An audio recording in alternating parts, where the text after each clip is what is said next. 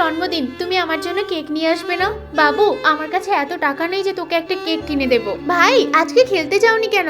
আজকে তোমার জন্মদিন, কিন্তু মা আমার জন্য কেক কিনে দিতে পারছে না, মায়ের কাছে টাকা নেই। শুধু এইটুকু ব্যাপার? আচ্ছা ঠিক আছে, তুমি আমার সাথে চলো। আরে মনা, কোথায় নিয়ে যাবে? আরে চলো না, নিয়ে যাচ্ছি তোমাকে একটা জায়গায়।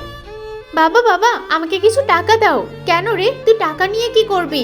আমার বন্ধুর বার্থডে তো, ওর একটা কেক কিনে দেব।